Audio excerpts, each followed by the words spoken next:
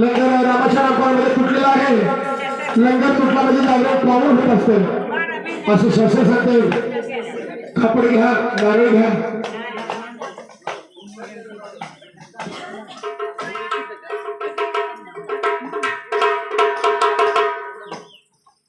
आरतीसाठी यायचंय घरातल्या सर्वांनी.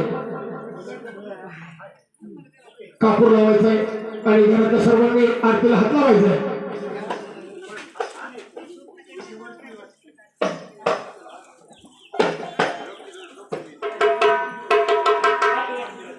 हा घरातल्या सगळ्या